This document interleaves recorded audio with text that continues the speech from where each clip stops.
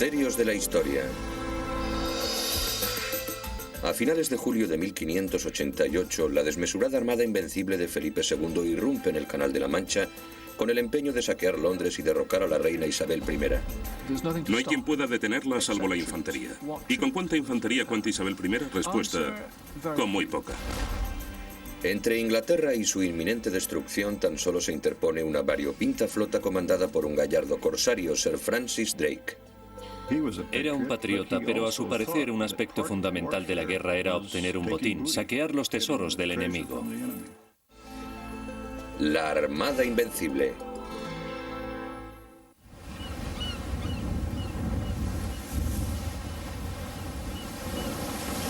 La isla escocesa de Ferr, 1970. El arqueólogo submarino Colin Martin realiza un asombroso descubrimiento. El pecio intacto de un barco perteneciente a la Armada Invencible.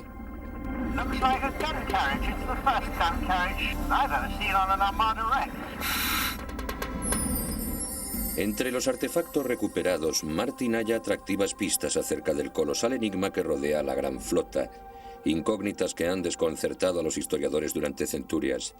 ¿Cómo es posible que unas fuerzas tan imponentes fracasasen en su misión de conquistar Inglaterra, una guerra que España daba por ganada?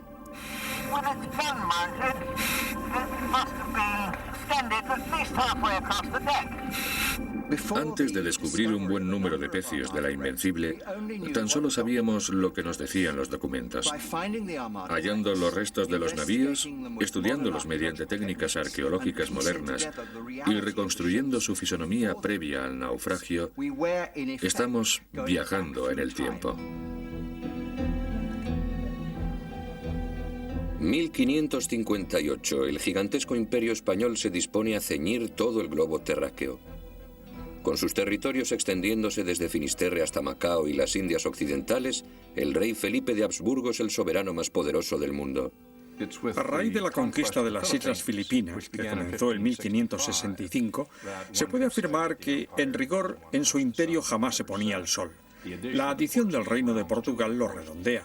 Pero una vez que tienes las Filipinas en el otro extremo del mundo, posees un imperio enorme. Felipe II trata de aunar todas las naciones católicas bajo una misma corona. Su estrategia incluye casarse, siendo aún príncipe de Asturias, con su prima, la católica María Tudor, a la sazón reina de Inglaterra.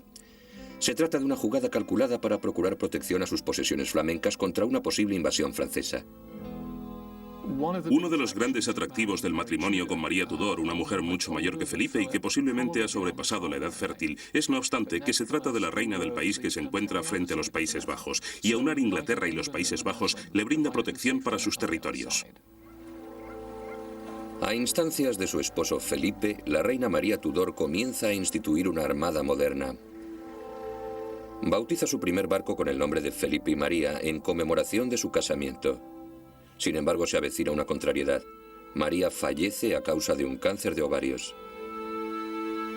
Cuando la hermanastra de María, Isabel I, sube al trono en 1558, comienza inmediatamente a restaurar el régimen protestante en Inglaterra. En un postrer intento de detener el proceso, Felipe escandaliza al mundo proponiendo matrimonio a Isabel. Creedme, si no fuese por el amor de Dios, jamás haría tal cosa. Nada podría obligarme a ello, salvo el claro convencimiento de que de este modo ganaría el reino de Inglaterra para su servicio y fidelidad. Isabel rechaza a su reacio pretendiente y Felipe regresa a España, abandonando por el momento toda esperanza de conservar vivo el catolicismo en Inglaterra. Felipe e Isabel coexisten razonablemente en paz durante sus primeros 10 años de reinado. Pero después Francis Drake y John Hawkins regresan del Caribe afirmando haber sido atacados por los españoles. Durante varios años, el capitán inglés John Hawkins y su joven primo y pupilo Francis Drake han explotado una lucrativa ruta de tráfico de esclavos entre África y las colonias españolas del Nuevo Mundo, ocasionando grandes disgustos al rey Felipe. Estrictamente hablando, estos hombres eran piratas, y pocos de ellos se plegaban a la autoridad de Isabel I, por mucho que ésta financiase sus expediciones. Drake alegaba contar con el beneplácito de la reina, pero jamás lo demostró a nadie, de modo que los españoles consideran esta práctica mera piratería.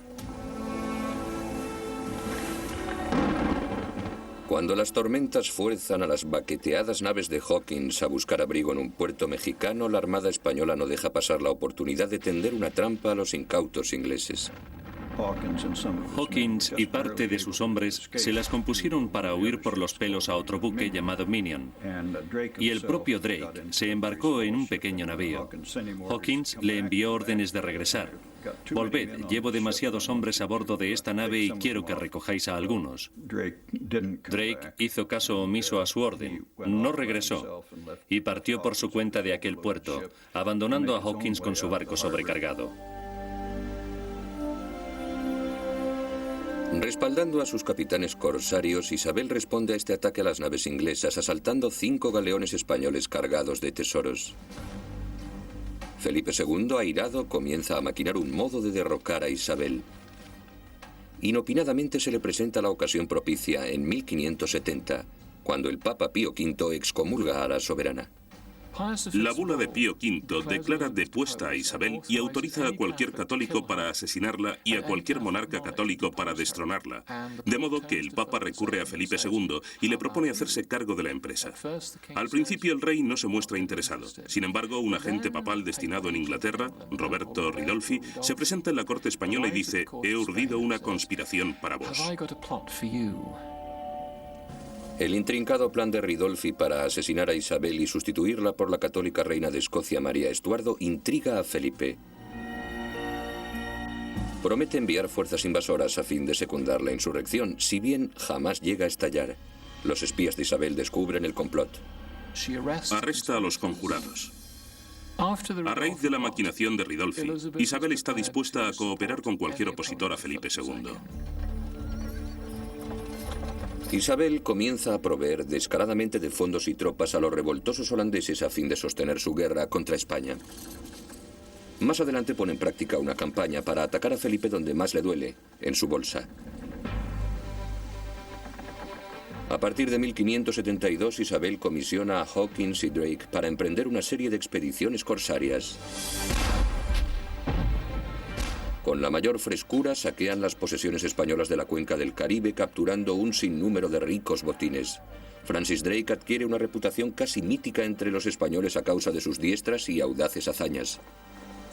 Cada vez que enviaban informes a la metrópoli, en lugar de escribir que se había producido una incursión pirata y la ciudad había resultado incendiada, decían: «Hemos padecido la peor correría pirata imaginable». No solo es un pirata y por añadidura inglés, sino que se trata de Drake, el dragón. Cuando Felipe II envía una inmensa flota a la caza de Drake, el artero navegante pone rumbo oeste y regresa a Inglaterra circuyendo el globo, convirtiéndose así en el primer inglés que logra semejante proeza. Se trata de una circunnavegación. Drake bate un récord al completar la vuelta al mundo, obteniendo un magnífico botín asaltando y asesinando. Y todo ello a expensas de Felipe II. Al rey prudente le hierve la sangre cada vez que recibe noticias de un nuevo golpe inglés, y sin embargo se resiste a contraatacar contundentemente. Por fin el rey se ve obligado a tomar la iniciativa en 1585 cuando Drake traslada sus razias a los puertos gallegos, según se dice profanando iglesias y atacando a curas y monjas. Es la guerra. Y Felipe II escribe de inmediato al Papa diciéndole: «Santidad, ahora estoy listo para hacer cuanto me pedisteis. Destruiré a Isabel y lo haré ya».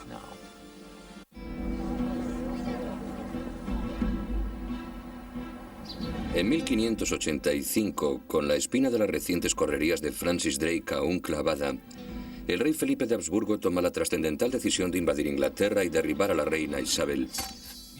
Escribe a sus comandantes más destacados, el duque de Parma, que está al mando de las tropas de los Países Bajos, y el marqués de Santa Cruz, almirante de la flota de Lisboa, y les dice: «Quiero invadir Inglaterra, ofrecedme un plan».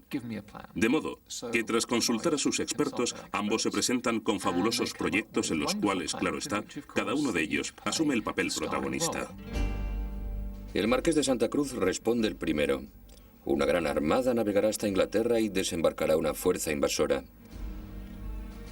18 días más tarde, el duque de Parma remite a su rey una misiva de 28 páginas en la que detalla su plan. Una ofensiva relámpago sobre Londres por parte de sus tercios de Flandes. Tanto el de Santa Cruz como el de Parma presentaron sus respectivos ardides a Felipe II, y este los revisó y comenzó a urdir su propia estrategia. Felipe, tomando una funesta decisión, ordena que se combinen ambos planes. El marqués de Santa Cruz zarpará de Lisboa al mando de una gigantesca armada, se reunirá con el ejército de Flandes del duque de Parma y juntos sitiarán Londres.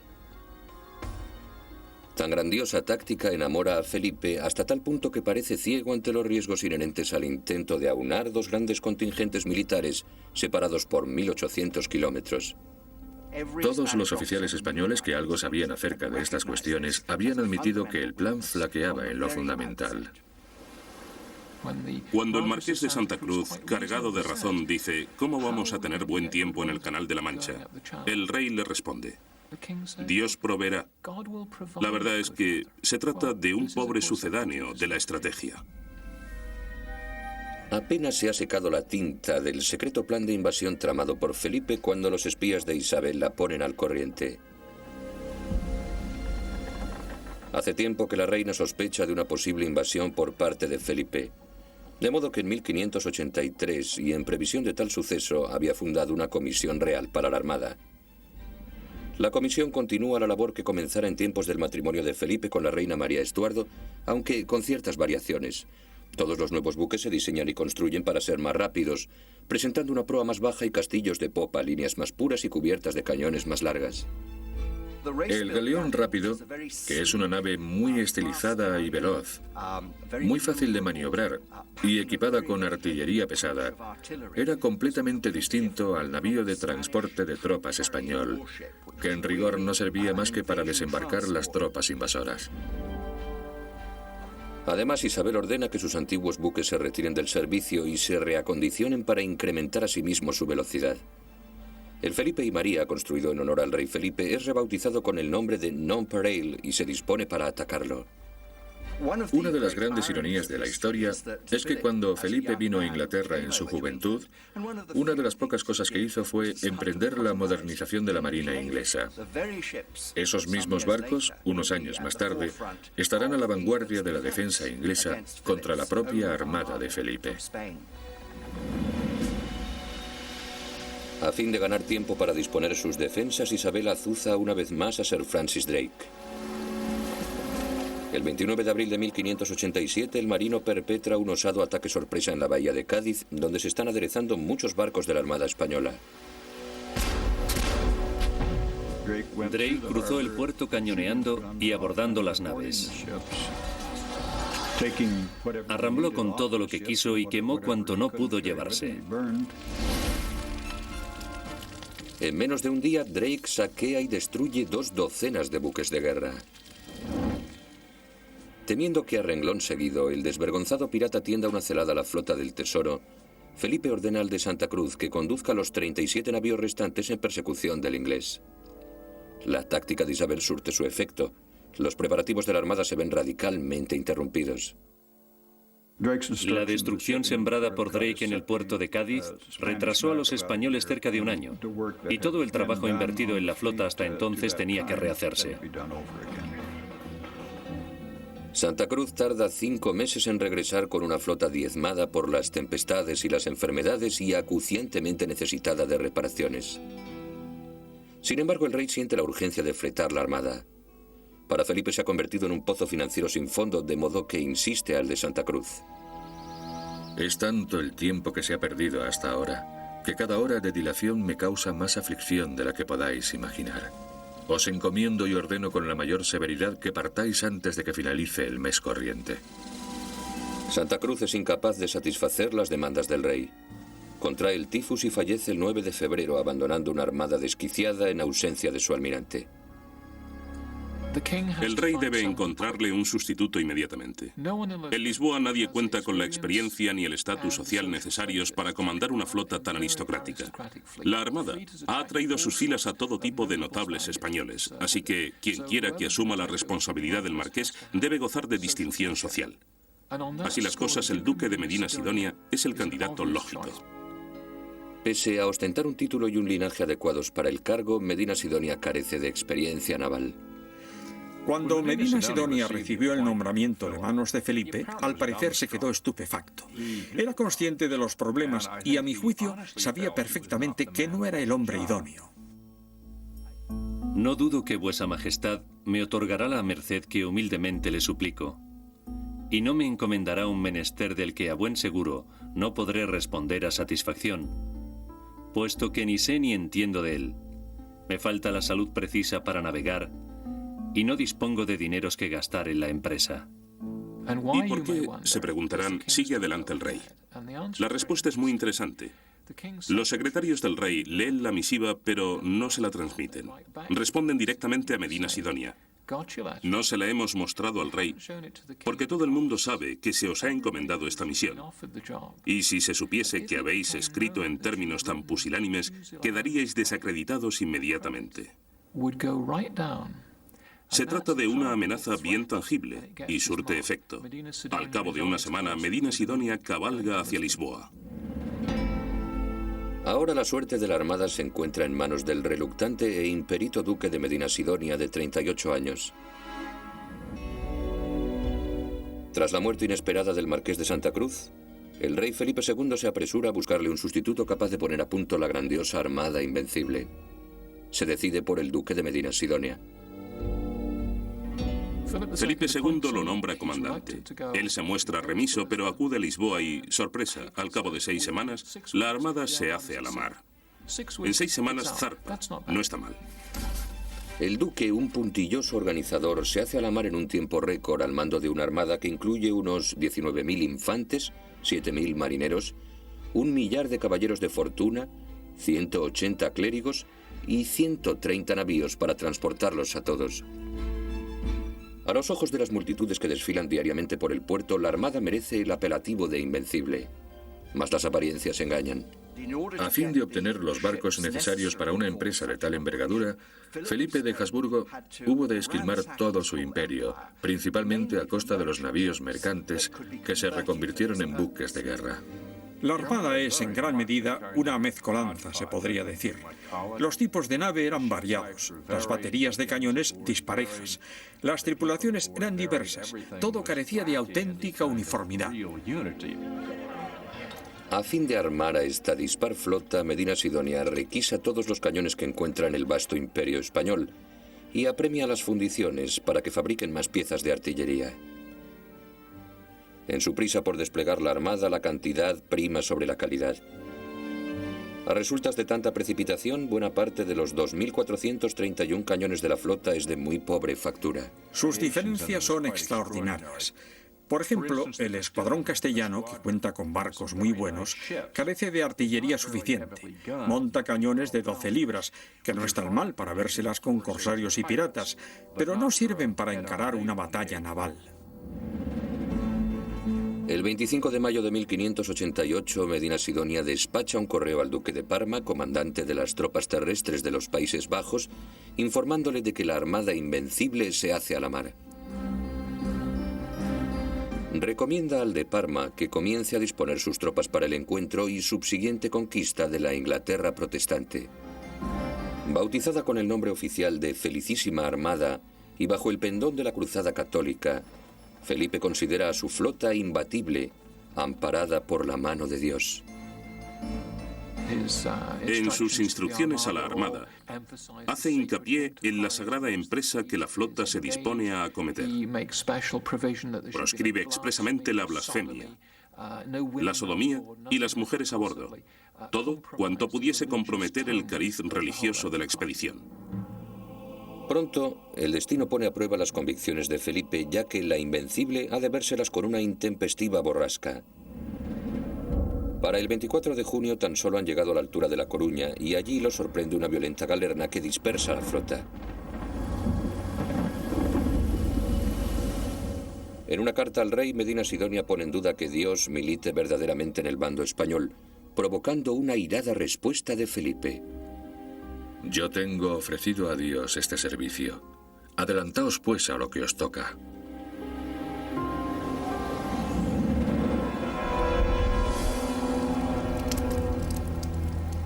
El 29 de julio de 1588 los faros de alarma llamean por toda la campiña inglesa, proclamando que ya se ha avistado la armada frente a la costa. Circula la famosa anécdota de que Sir Francis Drake estaba jugando a la petanca en el Hoe de Plymouth al recibir las nuevas, y el capitán respondió altanero: Tenemos tiempo de sobra para terminar la partida y derrotar a los españoles. Si bien la anécdota probablemente sea apócrifa, lo cierto es que los ingleses no embarcaron inmediatamente. Con los vientos y la marea en dirección a Plymouth, se encontraban atrapados en su propio puerto. El almirante Juan Martínez de Recalde, segundo comandante de la Armada, repara en que la flota inglesa se encuentra en un aprieto.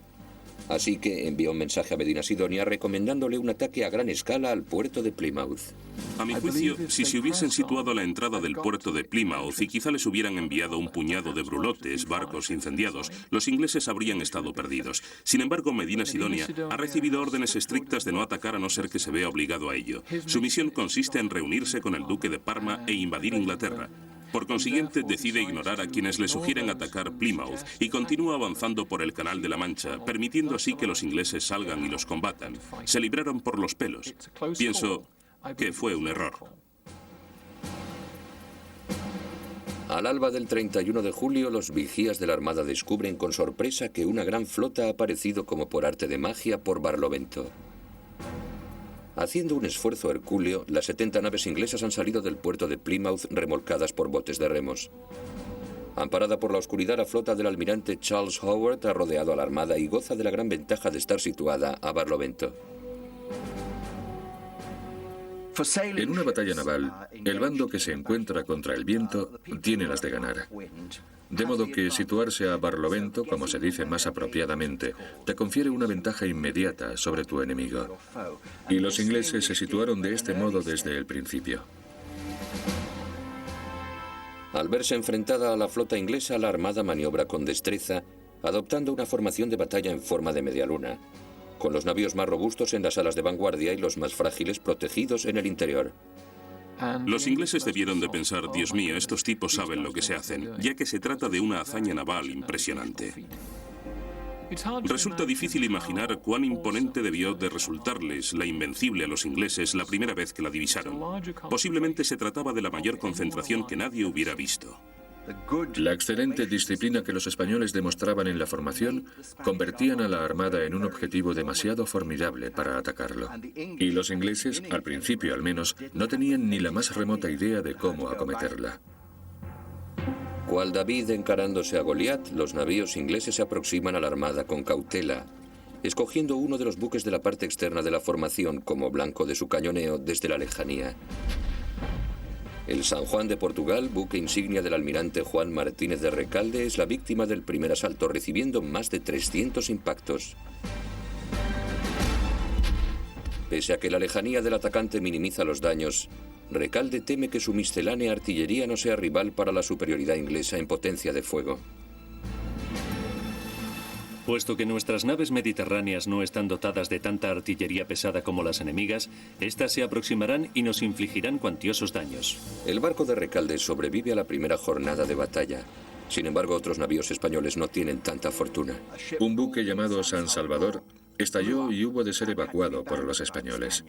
En la confusión ocasionada por este incidente, otro navío, el Nuestra Señora del Rosario, uno de los mayores y mejor armados de la flota, colisionó con otro buque de la Armada. Pierde el palo mayor, y un barco sin palo mayor es ingobernable. Así que Medina Sidonia, antes que nada, trata de echarle un cable. Este se parte. Entonces, tiene que decidir. ¿Aguardamos a que se repare o seguimos avanzando? Si queremos cumplir nuestras órdenes, debemos arribar a Flandes lo antes posible. Y finalmente se decide por esto último. El segundo comandante, Juan Martínez de Recalde, se opone vehementemente a tal decisión. Pero una vez más, el obstinado Medina Sidonia hace valer su autoridad. El Nuestra Señora del Rosario, con 50.000 ducados del Tesoro Real y grandes provisiones de preciosa pólvora a bordo, es abandonado a su suerte para que se defienda por sí solo de la envalentonada armada inglesa. Al amanecer del 1 de agosto de 1588, el comandante del malhadado Rosario descubre atónito que la armada se ha esfumado. Lo ha abandonado, continuando viaje hacia Flandes, donde se encontrará con el duque de Parma. Siguiendo la estela del maltratado navío, navega un solitario galeón inglés, el Revenge, la Venganza, el buque insignia del mismísimo Francis Drake. El capitán del Rosario se enfrenta a una crucial decisión. El comandante, un tal don Pedro de Valdés, es miembro del Consejo de Guerra y está al tanto de absolutamente todo el plan. Y dice, solo me rendiré a Sir Francis Drake en persona. Y la respuesta a su mensaje, aunque parezca mentira, dice, Drake viaja a bordo del barco que tenéis enfrente. Réplica de acuerdo. Y Drake sube a bordo, recoge su espada y se lleva con él a don Pedro. Su colega el capitán Martin Frobisher se burla de la acción de Drake.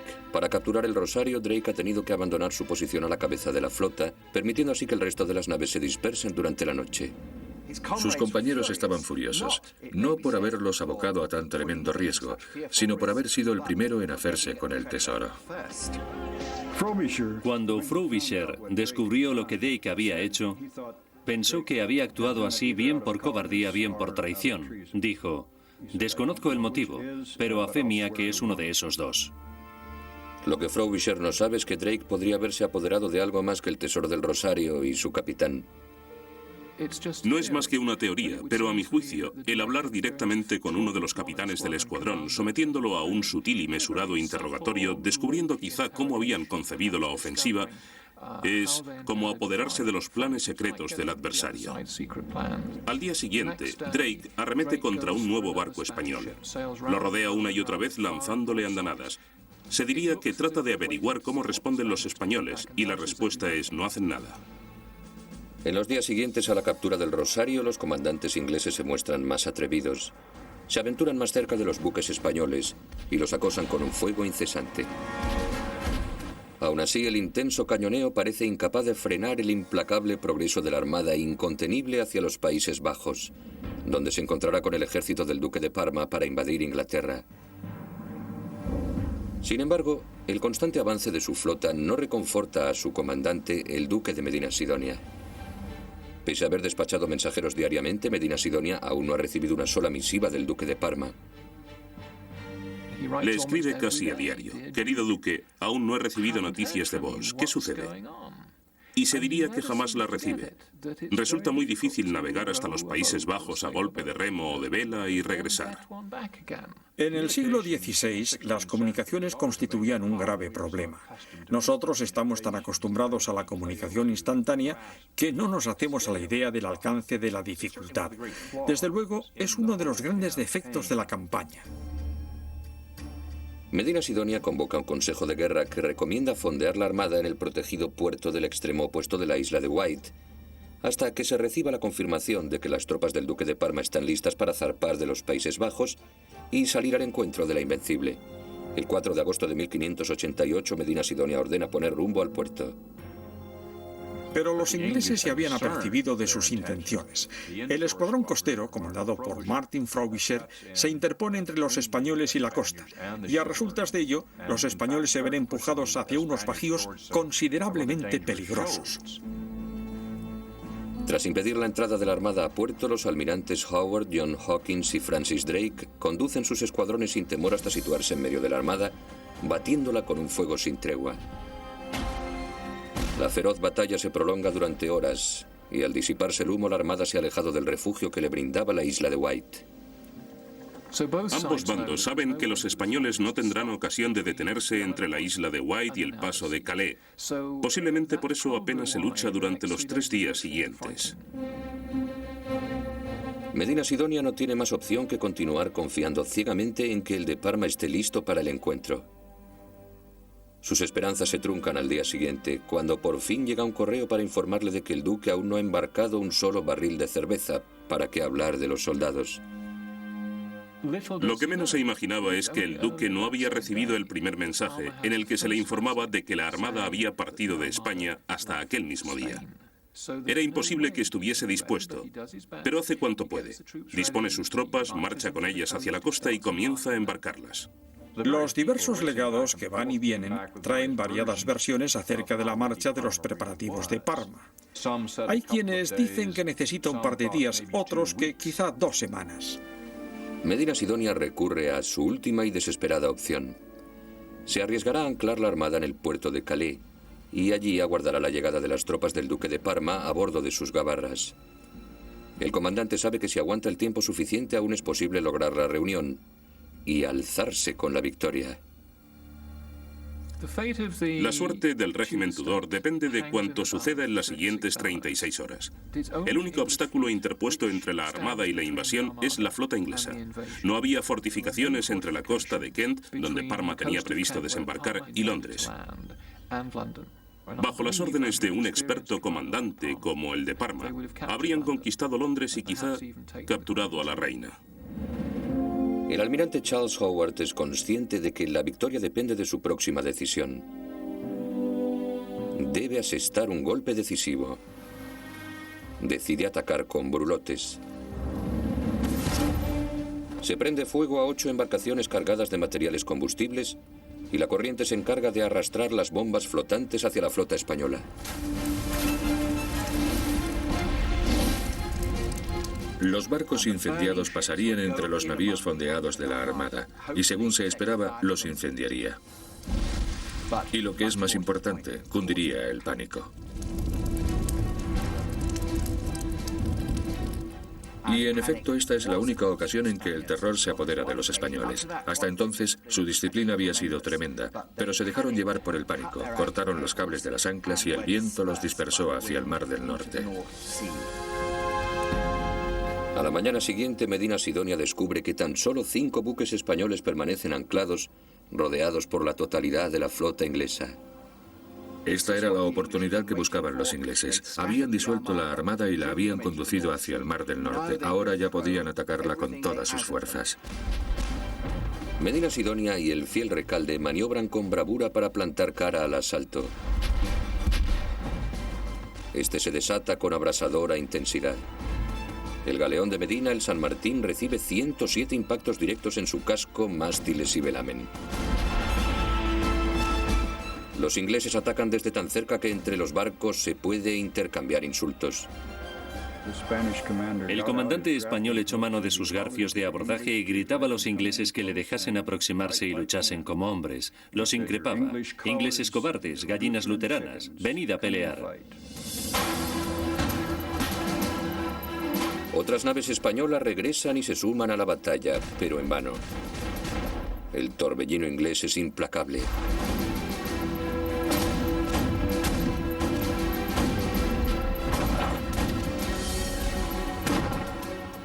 Por las cubiertas de los buques de la Armada corre a raudales la sangre de los 1000 españoles muertos y los 800 heridos. Asombrosamente, tan solo 100 ingleses sufren daños.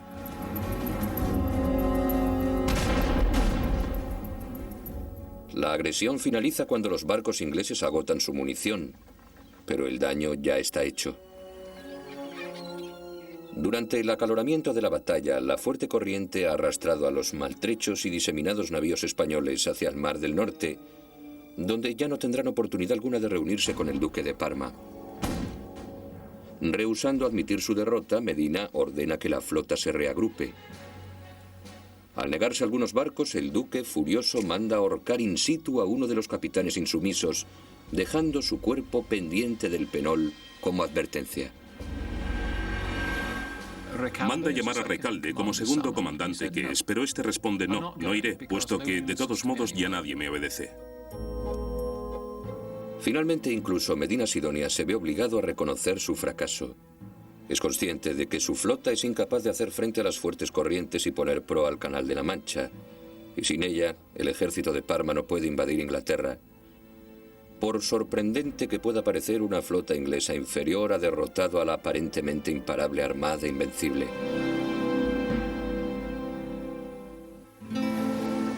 En el Mar del Norte, a la deriva, Medina Sidonia y sus capitanes evalúan sus cada vez más menguadas opciones. Llegan a la conclusión de que lo más acertado es regresar a España. Y la única ruta segura, sin tener que encararse de nuevo con los ingleses que los han derrotado, es rodeando Escocia. Tan pronto como los barcos ponen rumbo norte, se topan con un rosario de violentas tempestades. Una buena parte de los malparados barcos pierde sus jarcias y se estrella en las inhóspitas costas de Escocia e Irlanda. Quienes no perecen ahogados se ven a merced de los soldados ingleses destinados en la región. La triste realidad es que los ingleses lo rodearon y tirotearon. Después, desde luego, los ingleses culparán a los salvajes irlandeses de haberles matado a golpes para robarles el dinero y las alhajas. Pero lo cierto es que fueron los propios ingleses los principales culpables de la matanza de varios millares de españoles que desembarcaron en las costas irlandesas. El 21 de septiembre de 1588, 2 meses después de la dichosa partida de La Coruña, Medina Sidonia regresa renqueante a España al frente de 8 baqueteados galeones. Su buque insignia se sostiene literalmente gracias a las maromas que ciñen su casco. De las 130 naves que zarparon hacia Inglaterra, 70 se han perdido junto con 12.500 hombres.